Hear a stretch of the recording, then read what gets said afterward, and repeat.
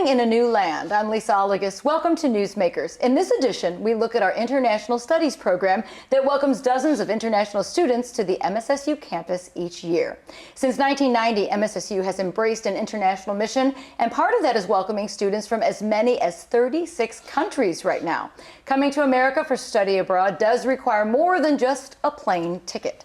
Joining us to discuss the ins and outs of being an international student are Erin Carmichael, Director of the Intensive English Program, an International Student Services Coordinator, Heather Ali, and an international student that Heather hosts, Momoe Kamada from Japan. Welcome. Thank you all for being here. Thanks for having us. So one reason students from other countries come to the U.S. and Missouri Southern can be to sharpen their English skills, and some students will need to take the Michigan English test. So Erin, tell us, what is the Michigan test and what do those results mean and how do they impact the student? All right, so the Michigan test is a test of English proficiency. It takes about 1 hour. We give it to students for free, so they don't have to pay anything to take that. They take the results of that and we match them up with the different levels of courses that we offer in our intensive English program. And so if a student scores between a certain range, we know, okay, they would probably do best in this particular level of our intensive English program. So it gives us a tool, a way to measure proficiency and then to kind of try to help them get placed correctly. Because really understanding what they're being taught is going to be a key, correct? For sure, yeah. And you know, we're not always able to put every student in the exact level where they would maybe best fit, but we try to get them as close as they can, believing that, you know, once they're in a class and they're with other international students, they can all kind of help each other to make that improvement as we go through the semester. Yeah. Momoe, you were nodding your head at that like, oh, hey, yes. So tell us, I mean, what was your experience like? I mean, do you feel like you were in classes that were at a level that you could understand? How was your English proficiency helpful? Yeah, all of professors are very good, and especially my ESL class teachers are very kind, and I got very big confidence when I talk in English thanks to the teacher. And I also had a very good time in British literature class. At first, I was a little bit worried about reading English book, but the teacher is so kind, and I now have confidence to read English books. Excellent, excellent. Well, part of our mission statement says international students will enjoy smaller class sizes. So Heather and Erin, how can that help an international student to be successful having smaller classes? I think that it helps them sort of build a rapport with students that are maybe already in the class, local students. And we always want our international students to feel like they're part of our community and to make friends with our local students, because not only is it enriching for our international students, our local students also, it really does enrich their lives. So the small class size it's not overwhelming. So that's really a key here at Missouri Southern. Momoe, tell us, why did you want to choose to come to the U.S. to study? Yes, I'm really interested in American culture, and I especially very interested in the culture of Native American. So I thought like I wanna study in US and wanna learn American culture more. So I chose here. Excellent. Well, we are very close to Native American culture in Oklahoma, so that's an excellent choice. So talk to us in general about the other steps that students have to go through when they apply to be an international student here, and some of the things they have to do. I mean, what is the typical length of study for them? Like some may be here a semester, but others more? Yeah, I'll have Heather answer some of this because she probably knows better than I do. She's involved in that admissions process. But I know that for most students, they're going to be here, or our exchange students are here for a semester or a year. But we do have international degree-seeking students that will stay here for a longer length of time. But Heather probably knows more about the process of admissions. I mean, checking in, there's some required documents and even some testing. Yes. So for our students that are coming as degree-seeking students, you know, we they will need to travel here on a visa. And so in order for our school to issue them an I-20, that would be after they were admitted, they would need to, send their passport, their school transcripts to us. They would also need to prove their English proficiency, so that's very important. And then we also ask for international students traveling here to show proof of funding, because we don't want another added stress to their life, because we have to pay for school. So we make sure that from the very beginning that they, have a very successful experience. So those are some of the things they need in order to apply here. And then when they're admitted, we'll issue them an I-20. They will visit an American consulate in their country.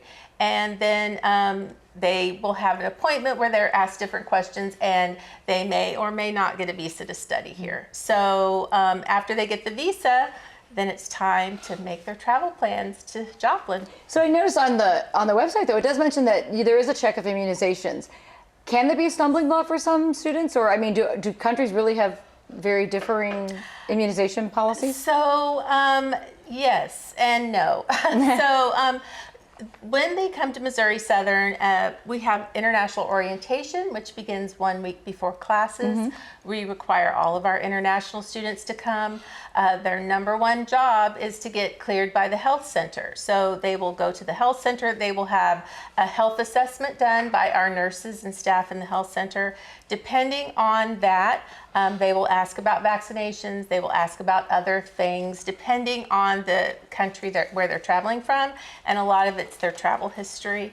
And so yes, when students get here, a lot of them may need another vaccine.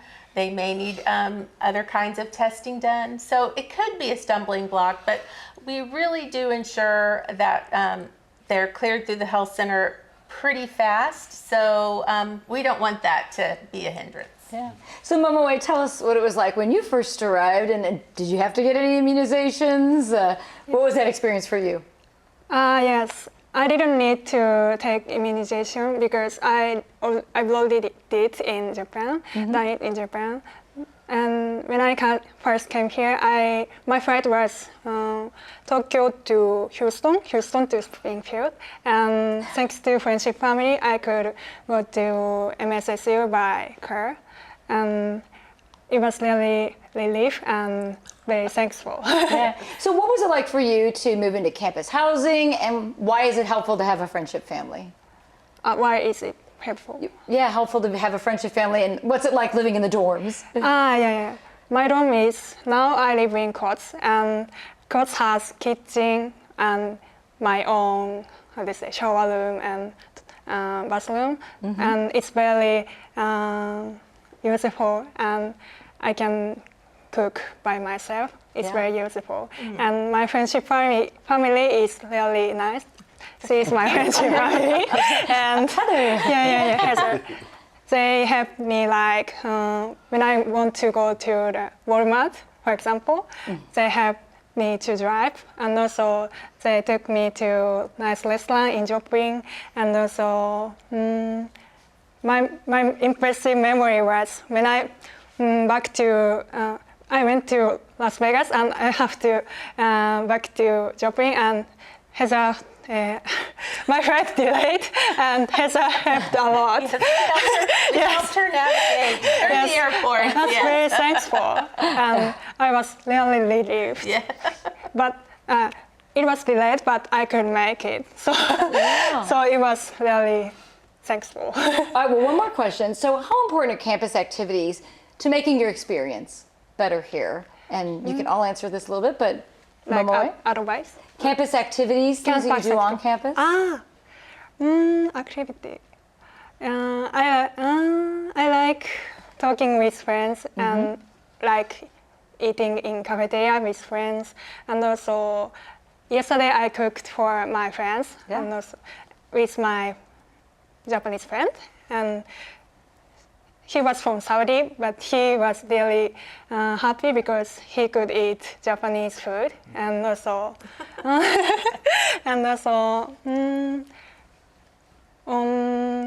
at first I like to go to gym, and how do you say it? Use stretch meal. But now I'm a little bit busy, so I didn't use. I don't use. Yeah. So one more question. We have our theme semester.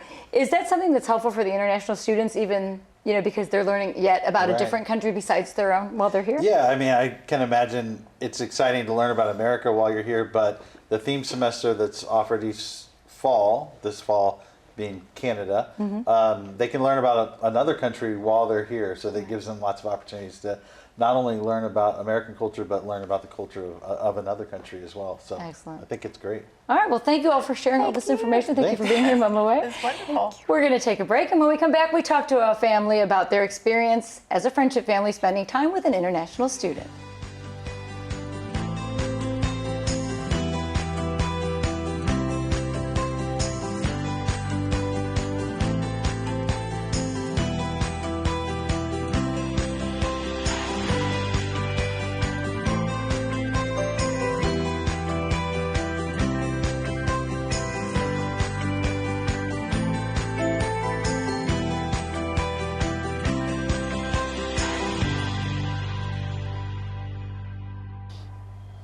International students may travel thousands of miles to attend school here, so going home for the holidays is often impossible due to time constraints and the cost of travel.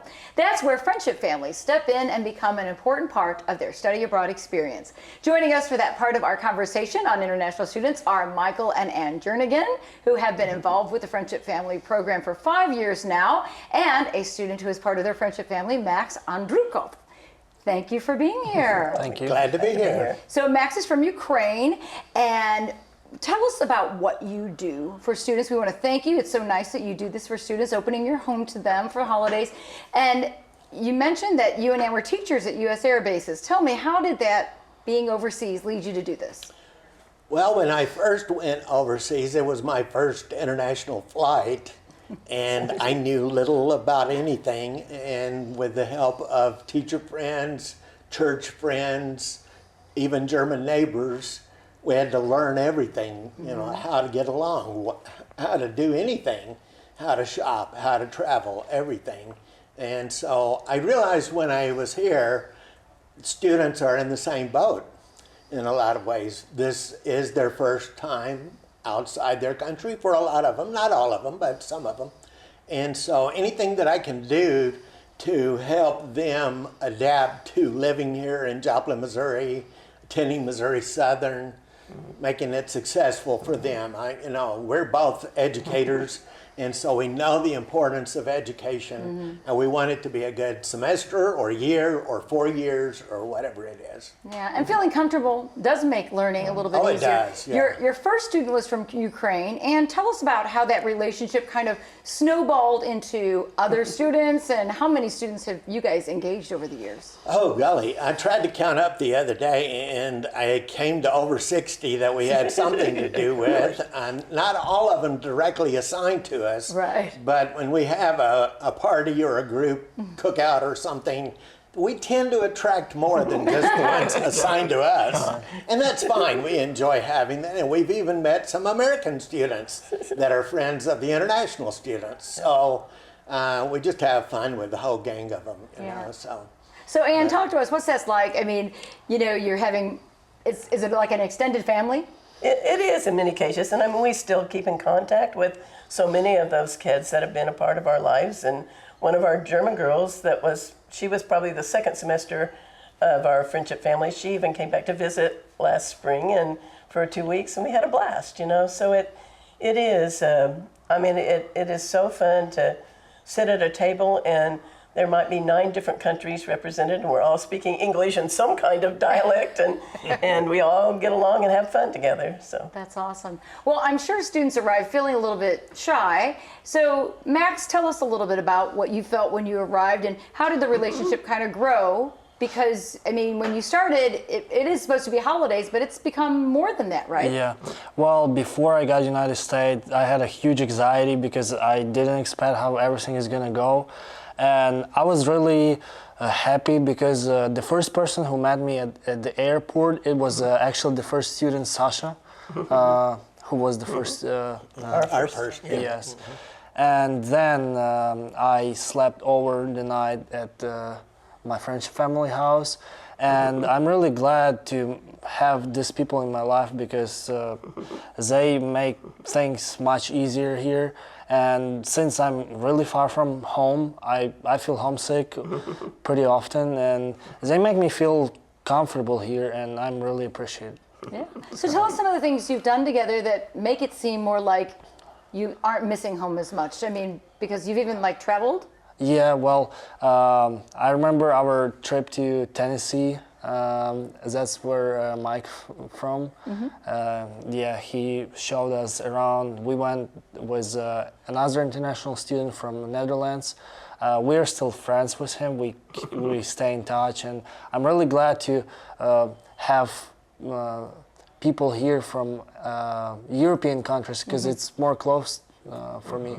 And yeah, so it was a great trip, and I mean, anything what we do with Mike and Ann, it's always great, and I always satisfied of everything what we do. So I feel like we have a great match. Yeah. So Well, and not just you individually, though. I mean, since you're welcoming other students, do you feel like you have more camaraderie if the other students are there as well? Does it make it easier when it's like you said, other students from Europe, when everybody's at the table? of course, yeah, because I mean our cultures is pretty similar, you know, because it's different continents. So, Right. for example, we have an international student, Katerina. She's from Slovakia, which is next to Ukraine, and she literally understands what I mean, you know, and we actually kind of can speak to each other of our languages, and we're gonna understand each other. Yeah. Yeah. So it's fun. I like it. I Excellent. like it a lot. So you've known some students all the way to graduation. So what is it like to see them finish their academic endeavors? Well, it's a lot of fun to be in the gym at graduation with my cameras going and getting all the pictures I can possibly squeeze out, and then I can share them online with their families back home somewhere, and they can be here virtually, Yeah. you know. Because it may be hard for some of their families to attend yeah. graduation. And we have met some of the parents. I know one of the British Virgin Islands young man, his mom was able to be here for graduation. So, Right. you know, we got to meet her and she got to meet us that had been a part of his life too. So that was fun. What's the hardest part or the challenge of when you bond with these students? Saying goodbye. Yeah. Saying goodbye, yeah, definitely. That's really hard. Yeah. But in some cases you don't. You stay connected. Oh, we're we stay connected with almost all of everybody. I mean, Yeah, social almost media everybody. is good for that, for sure. We get messages every day or so from students, including our second one from Ukraine that's in the military in Ukraine now. Wow. And it reassures me that he's okay if he texts every once in a while. And That's probably scary right now. It is It very is very scary. scary. And Yeah. so we're thankful for that. So what would you two, Anne and Mike, say to other people about why they should join the Friendship Family Program? I mean, are there any requirements, and is it easy? I mean, what would you say to someone to say, open your home to some of these students? Well, I think it's very rewarding for anybody to meet people from other cultures, other nations, and develop those kind of friendships that last a lifetime. Yes. They end up getting more out of it than the student, I think, in some cases. And it's not that difficult. They don't have to be quite as involved as we are sometimes. We're retired, so we have a little more time to do things.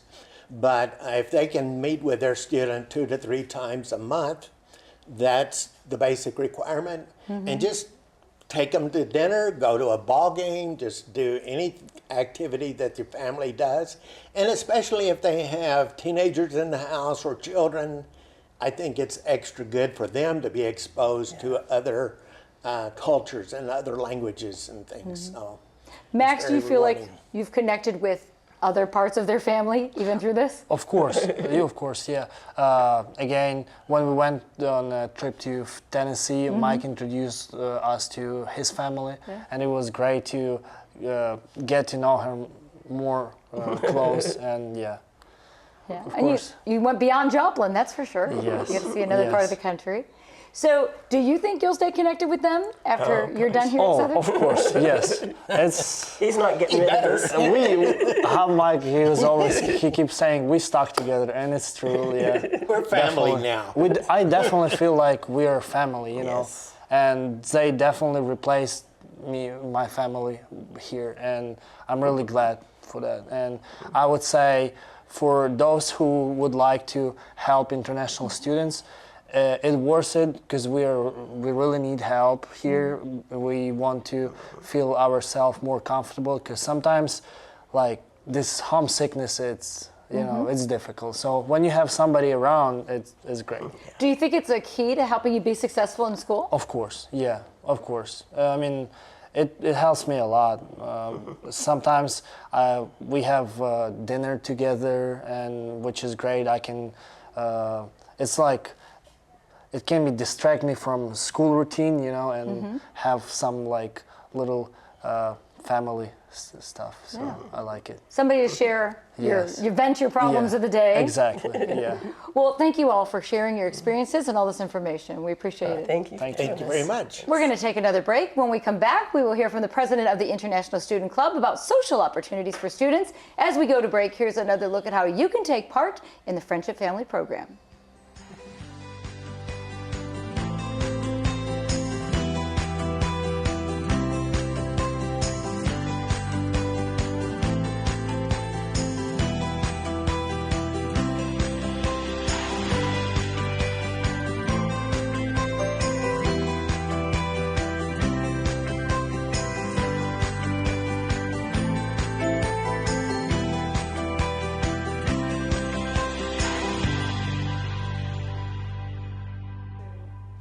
Welcome back to Newsmakers, where we bring focus to our program welcoming international students to campus. As the dorms become their home away from home, they can also find friendship with the International Student Club.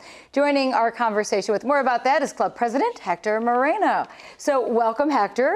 Hi, Lisa. It's good to be here. Talk to us about the International Club. We've always heard about you from Window on the World, but how do you think this club helps students who might be a little afraid of being in this new place? I mean, the club can be many things, but if I could have to say two things is the club it's like a first social group in which they can come in and join when they are away from home.